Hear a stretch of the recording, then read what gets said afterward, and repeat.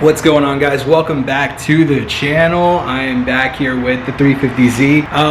So I wanted to make a cool little different video than what I'm normally doing. Of course, I'm always posting stuff about, racing the car and what I'm throwing at it and, this, that, and the other. I want to do something different and kind of provide a little more information for you guys.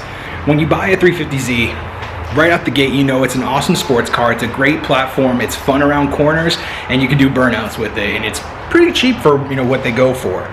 Once you get used to the power, if you're anything like me, your car doesn't stay stock for very long.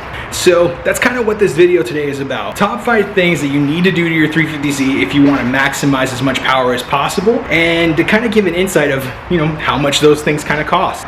So what we'll do is we'll kind of go over those items, what they are and everything, their purpose, and then I'll take a look online to see what they're going for as far as price is concerned. I'm not going to tell you what I paid for the parts, simply because prices change all the time, and I'll admit I got some parts used on my car. There's nothing wrong with that. If you can find a deal for it, good for you. That's awesome, because that means that you're getting the same gains but for less, so nothing wrong there. So this is the VQ35DE. Obviously you see I have a couple of things added onto it to kind of give you guys an insight as to what you can do with your 350z. First and foremost, the best gain for dollar by far is starting with your intake. Now obviously I have a Faruqi's 3.5-inch intake. The Faruqi's 3.5-inch intake, I didn't see major gains with it. I'm just gonna throw that out there right out the gate. I'm using that big of an intake though because I'm running nitrous. If you have the 350z, if you have a VQ35DE, you can use a KN drop-in filter. You're gonna gain like 5-6 horsepower. Those are probably like 50 bucks, something like that. From there, you could up it to a Jim Wolf Technologies pop charger if you want to. Definitely for sound, and you still get about 5-6 horsepower out of it. It's a pretty good gain. Let's see, it looks like the pop charger for the VQ35DE is priced right now at $109.95. So that's actually a really good price. I would recommend, if you don't have one, get one. And then of course from there, you could always go with just a standard cold air intake. I went with the Faruqi's 3.5-inch. You could do a full Z1 cold air intake. Notice that mine is a short ram because it ends right here. So because mine ends right here, it is considered a ram air intake, whereas a cold air actually feeds through here into this hole right here, and then basically out through here, where it's going to sit right in front of the bumper and collect the cold air from there. It's not getting the hot air from the motor. Now I do have a heat shield in place to help kind of minimize the amount of hot air coming in, but that only does so much to help. Next best dollar for horsepower mod that you should definitely invest in is a plenum spacer. With the spacer, it actually goes between the top hat and the mid collector here. It raises it about 5/16 of an inch. That's the smallest one you can buy, and you can see it there. It raises it about 5/16 of an inch. So when you raise it that much, you're actually bringing in more air into the motor. Now I don't know percentage wise what you're looking at there. What I do know is that they've been rated around like 9-10 horsepower around there. Typically a plenum spacer you can get anywhere depending on where you're going to shop for it. I've heard a lot of great things from the one from Z1 Motorsports. I happen to have the one from Motordyne. Depending on which brand you want to go with, looks like plenum spacers are going anywhere between $100 to $200. Just depends on what brand you want to go with and what size you want to go with. Plenum spacers do come in a 5/16 inch, which is what I have. That's rated for like the naturally aspirated guys that just want to get a little bit more power. You're definitely going to feel it more so in the mid-range. You could also do a 1/2 inch or a 5/8 inch. Now those bigger ones, 1/2 inch and 5/8 inch, you're not going to be able to run the strut bar that comes with the car from factory, simply because it just raises the plenum too much. And in addition to that, you're going to get more power out of it, but they're more suited for like forced induction applications that need that much more air coming in. I've considered upping mine to a 1/2 inch or a 5/8 simply because I'm running nitrous, but I'm not going to really get any gains out of it, I think, with running it just naturally aspirated in the meantime. So I'm going to hold off on that until later on. From there, I would recommend exhaust. Now obviously you're not going to be able to see it, but these cars have factory cats. Factory cats are known to be quite restrictive. I changed mine out to the Burke test pipes. So that way it's just basically a straight pipe, free flows, and it makes good power. But dyno tells me that it's like 10, 15 horsepower. So we can go with that from there. And then as far as price goes, $161.99. That's actually not bad at all for those test pipes. So that is definitely something I would recommend because that's going to help a lot. So that's item number 3 on the list.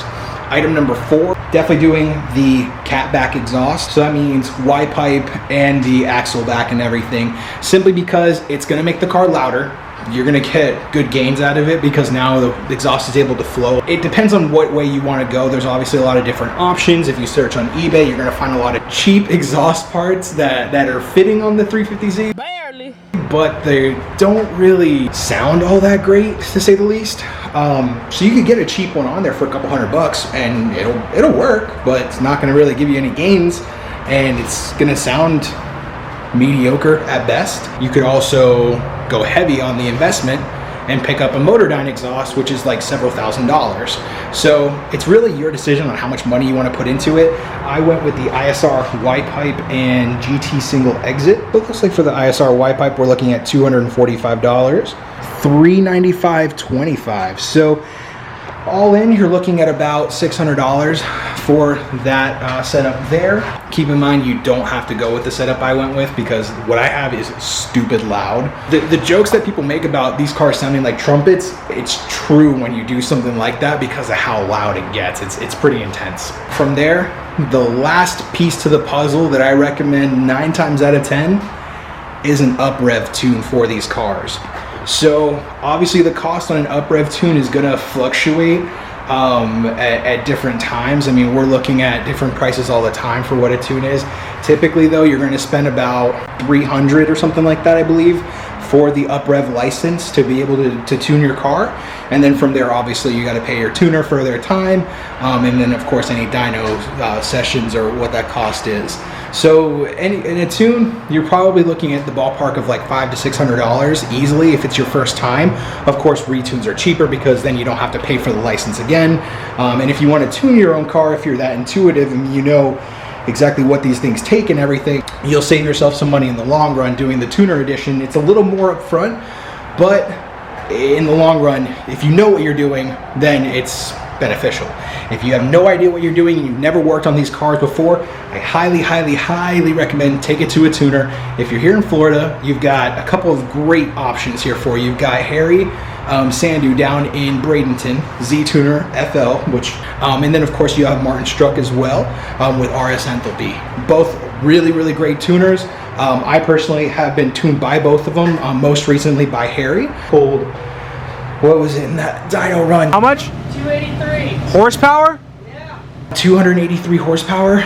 So yeah, that it's pretty stout. Let's see, if we were to total up everything that you would spend to get the car to where it would be 120,000. Equals to. And realistically, these cars come with, they're usually dynoing anywhere around like 230-ish to the wheels from stock. So you'll easily get yourself to like 250, no problem, 255 doing all of that. Yeah, it's a little pricey, but you'll notice that the car is going to be a lot peppier. It's going to have a lot more grunt. And to be quite honest, with as light of a chassis as this car is, you don't need a whole lot of power for it to thrash, for all that matters. So yeah, those are just a couple of, you know, decent options that you can go with to start when you're starting to modify your 350Z. Of course, once you start getting into it, you'll start getting ideas to do things that are a little bit crazier, a little bit bigger, a little bit wilder, and things change up over time. So if you guys want to see another video in the future of what to do once you've done the basic bolt-ons, drop a comment in the comment box below. Just let me know what other content you want to see, or what other, you know, information you want to learn about these cars. Because as much as I would love to say, just go do it and see what your results are, it's usually a lot easier and cheaper to see someone else that's already done it and, you know, knows or has a good idea of what they're doing. So that's going to be about it for today. Again, today was just an informative video, but be sure to like, comment, subscribe. Definitely appreciate all the love that you guys have been giving me here. And of course, you know, definitely feel free to share this video with any of your Z buddies or anything. If there's anything else that you can contribute to the conversation, that's awesome. I would sincerely appreciate it. Yeah, take it easy, guys.